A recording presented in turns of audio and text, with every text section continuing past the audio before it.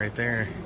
See, I mean, one of those things you got to think of as one of the first bands that Leonard Skinner went out and opened up for was The Who, and Keith Moon was a legendary partier, was the guy known for just destroying places, being banned from places, and that's exactly what SKYNYRD was doing. So who knows what kind of footage we're going to see. This is all tour footage. They could have easily destroyed their career. I remember hearing that they would sometimes end up destroying so much stuff in a hotel room that they didn't even make enough the night before to pay for it, so they can come back in debt. Alan Collins.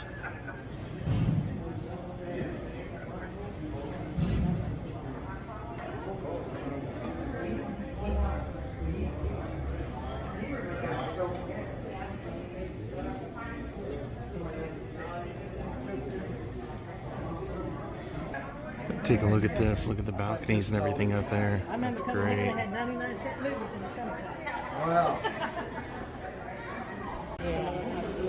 There's Gary Rossington.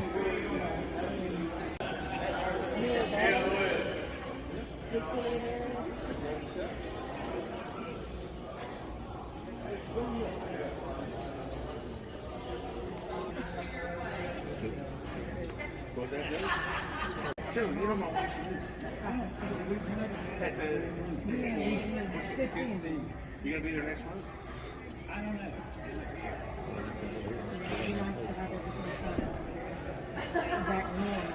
We'll be seeing all those out there. It's still scary. Yeah. Yeah, that was up there.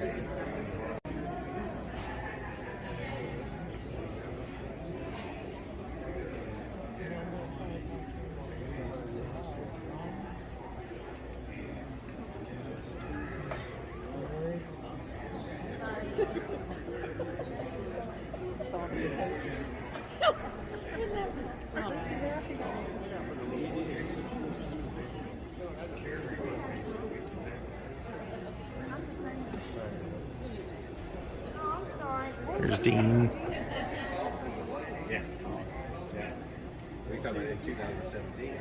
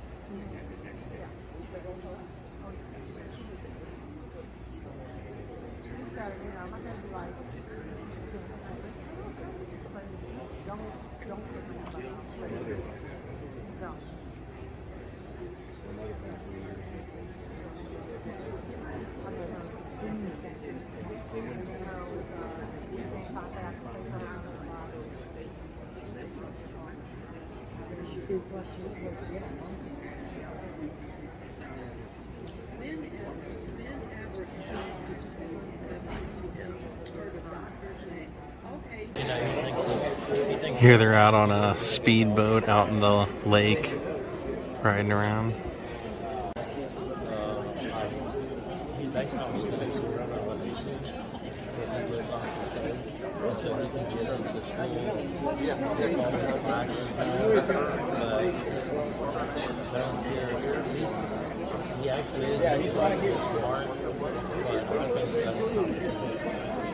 Looks like they crashed the boat into some sort of bank or brush or something. They're stuck.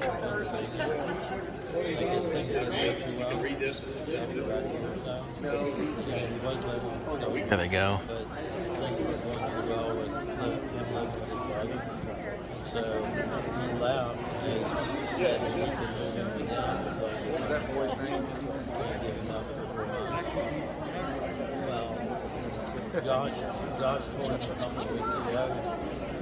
She was one of the backup singers. That was her son. That's Steve.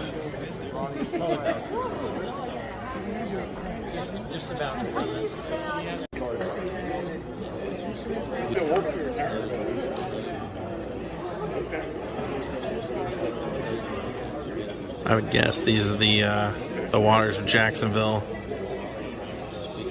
Baby.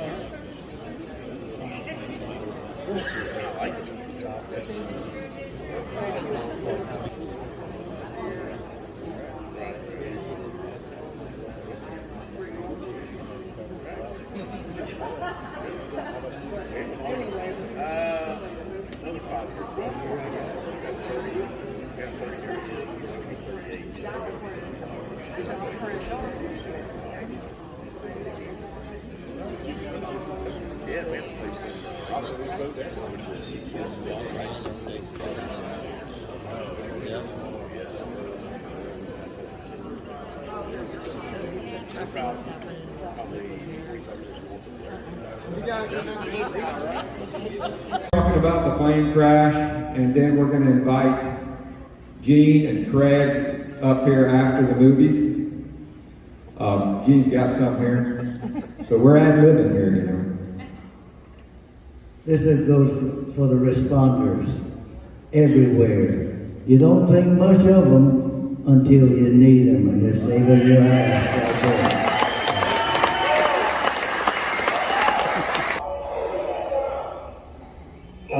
Kevin Elson was sitting at the front of the couch. Gary and Alan were on the couch also next to Kevin Elson.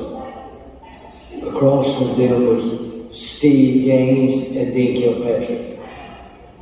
Ronnie Van Zant had taken 2 sleeping pills that morning and he had to go to sleep. He was sleepy, so I laid him on the floor between the little table that was in front of the couch. And Kevin and Alan and Gary could set their feet up on the table, and Ronnie can lay down there, and he went completely zonked out, unconscious from their sleeping pills. That way people could go to the galley, you know, and not bump into him. So only me and the 2 pilots at that time knew we wasn't going to make the field. And so I ran back, grabbed Ronnie up off the floor, and stuck him between Alan and Gary, pushed him in there, forced him in there. He was so grown up, he didn't know what was going on. Wanting to fight, what the hell am I doing? Less than believe he's going to get some sleep. And I forced him in and put a seatbelt on him. I said, plane's crashing, man, put your head up. And he got bucked up, you know, he was over, hey, don't mess with me, man. I got you some damn sleep. I said, the plane's crashing in, I slapped him and gave him a pillow. I said, put your head down, and about that time, somebody said, trees, and we started hitting the trees, you know. They had to cut Alan, Gary's, and Kevin Elson's seatbelt to get them out, because they were kind of like upside down. And so those 3 seatbelts were cut. And when I saw those 4 seatbelts, the 3rd seatbelt wasn't cut. So I knew then Ronnie unsnapped the seatbelt. He possibly stood up. I don't know that I had to ask Kevin Elson on that. But if he let the seatbelt snap, he'd probably still be alive. Wow.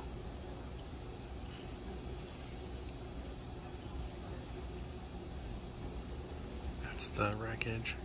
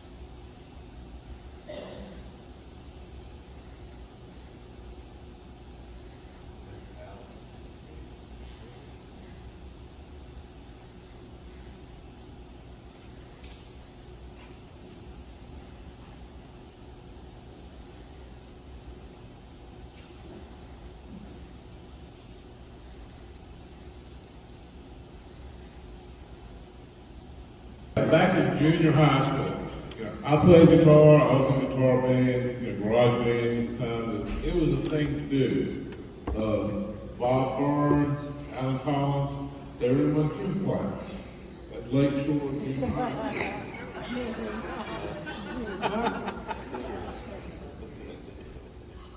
Okay, so I knew them. I was part of the musical community. Okay, and hindsight's 2020. I had enough talent, and I could play in the garage bands, but I wasn't going to go anywhere. These guys had the talent, but at the same time, I could fix things. I'd take things apart and fix them. And so my guitar amps always worked. I made guitar cords. I made speaker cords that work. I made guitar cabinets that look beautiful. I was just into the music stuff. And somebody came by and said, "Thanks, Mom." I said, "Hey, if you need somebody to go on the road with you, why don't you give me a call?" This is summer '73. I was 19 years old. I was working in my best bud's girlfriend's mother's pizza party. And 2 weeks later, he gave me a call. And all of a sudden, I figured, hey, this would be great for a while. And ended up, it was a rocket ship. And I was with some woman, and I pulled into this Holiday Inn, and we decided to get us a room. And so I was at the front desk, and they said, asked me if I ever heard of the band The Who. I said, well, heck yeah, I heard of that band. And so they said, well, they're in the rooms here right next to where I'm going to put you. And I go, yeah, right. Holiday Inn in Kent, Ohio, yeah. So I pulls around there, and there's Joe and Kevin Elson, who were the only roadies, and they had just got off the Who tour, which is amazing that Joe did everything on that Who tour, and Kevin, he was kind of a sound guy, and he didn't really like to do nothing about stuff. So I imagine Joe did just about everything, and they're unloading equipment out of there. And I said, who are y'all? Kind of like the hoteler band or something? They go, no, we're Leonard Skinner. And I go, I'd never heard of them. I couldn't even pronounce it. It was a long time before I could even, who was that guy? Leonard Skinner, So, I think it was Billy. This is what's spoken Father do to you years later. So anyway, here we get into the first topic of drugs. So Gary and Billy and Alan said to Joe, hey, ask that guy if he's got some weed, So I just happened to have me some of that, so it just happened to anyway. So yeah, I became kind of instant friends with these guys, So I was right there in the adjoining room, so that was right when the midnight special and all that stuff came before then. And I was sitting there and I had this great big old pipe, a big old bowl pipe. I kept going, you want to smoke a bowl? So, they all, were pretty willing participants, So I just kind of partied with them, and they go, hey, come to this show with us, And it's, the first show is in Kent.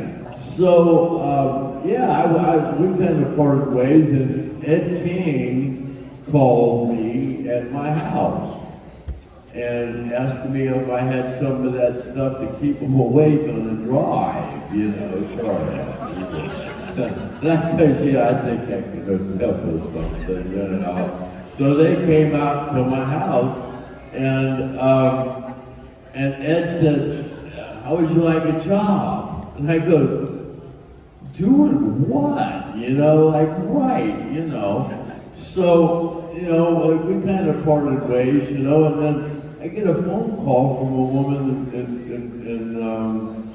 West Palm, actually, and she goes, hey, didn't you run into that band Leonard Skinner? And I goes, yeah, I did. She goes, they're playing New Year's Eve in Atlanta, Georgia. Why don't you meet me there? And I go, yeah, okay, cool. So I did, and they had given me some of those Leonard Skinner passes, the round ones with the skull and crossbone on it. So I showed up there, and after being with them for like 3 days, I kind of grew the concept of how to get in, you know? So I used one of those passes, you know, and said, I'm with the crew, you know, and I just walk right in and pop up behind Ed King's amp and goes, hey Ed, what's going on, you know?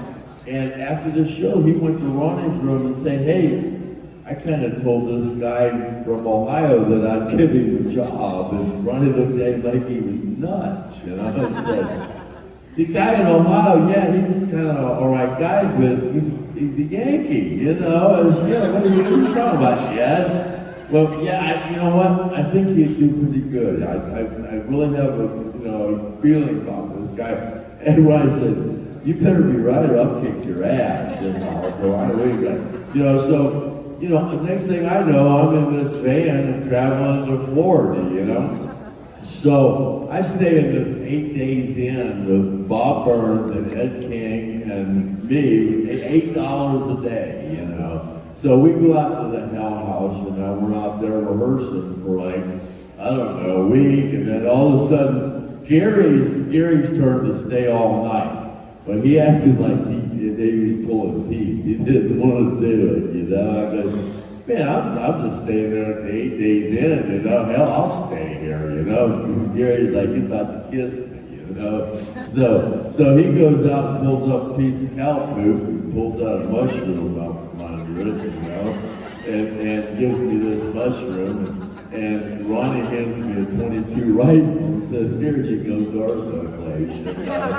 So, there I go, So the next thing I know, I'm doing all the, watching them rehearse and stuff. And I'm, watching Ronnie, and him going down to the creek, and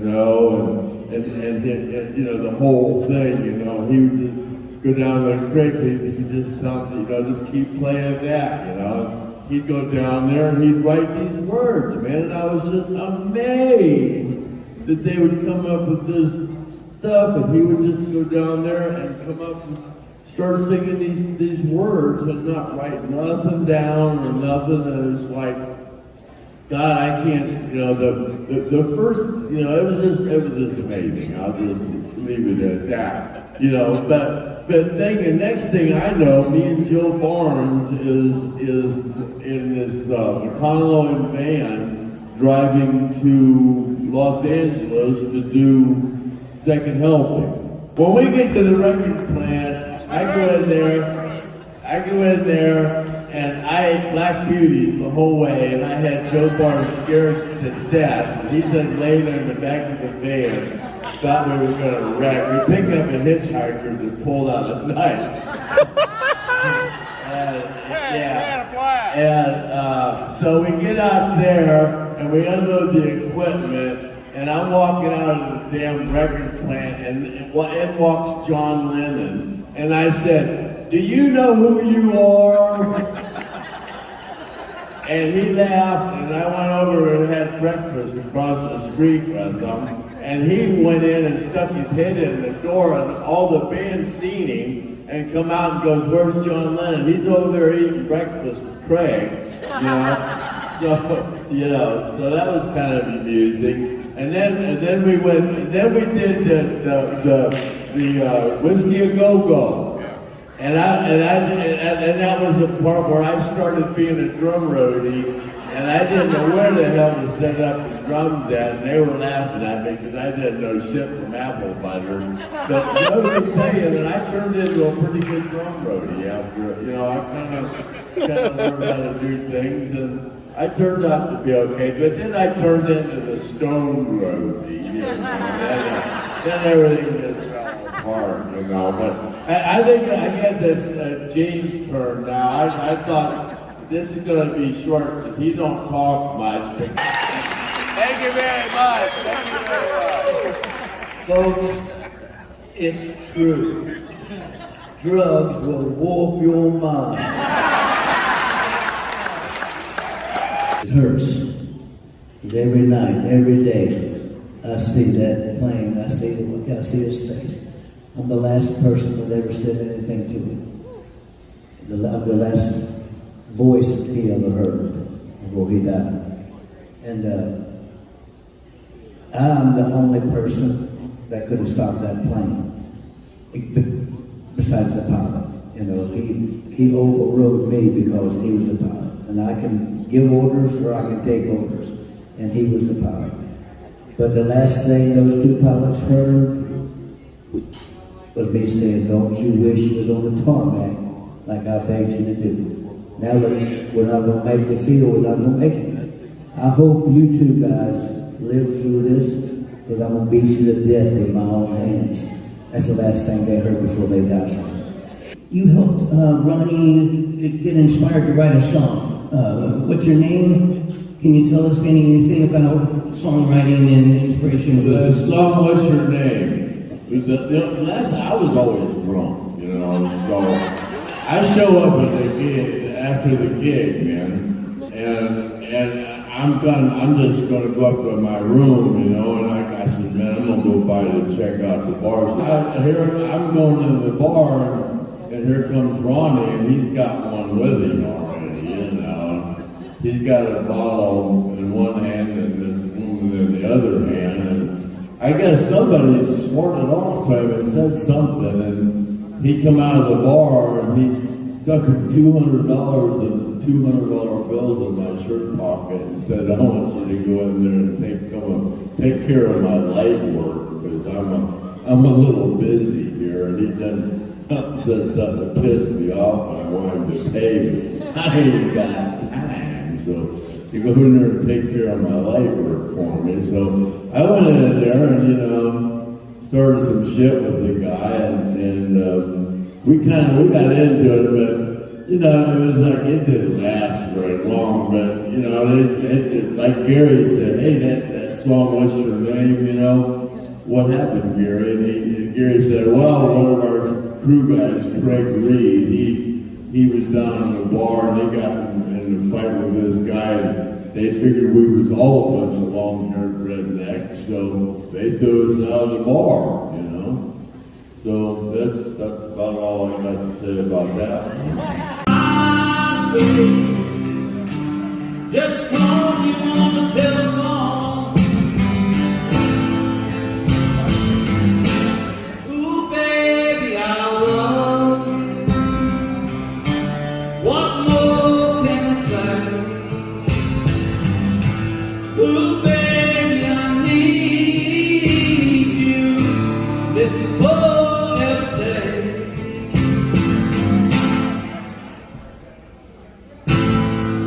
Woke up this morning and the sun came shining down. Found me wishing in a hug, baby. Mama, you could be around. You know I love you. Come on, y'all. Ooh, baby, I love you. What more can I say? Ooh, baby, I need you. Miss you more every day.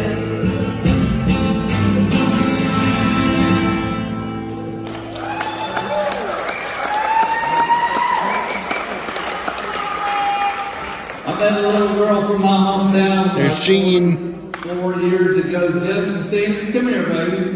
Justin, she's my Leonard Skinner girl, my love heart Leonard Skinner girl. Yeah. You come over here and sit here, Della Lee, and I'm Summer Lee, Luke. Everybody, this is Jessica, Eileen. And Jessica, I'm telling you, this first thing I taught her when we got together.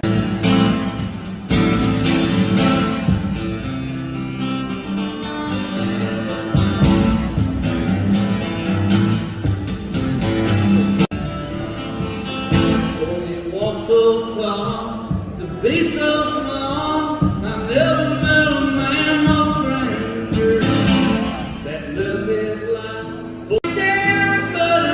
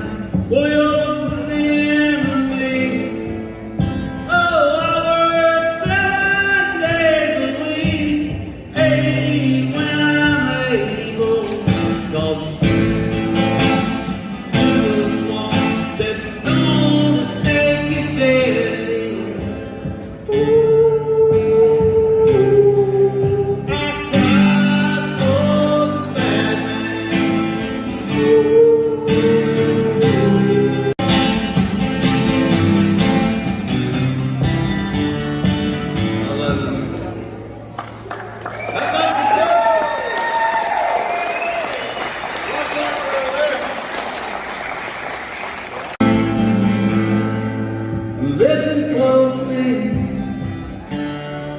to what I say, and if you do this, it'll help some sunny day. Yeah, well, do love understand? Baby, be a simple kind of man.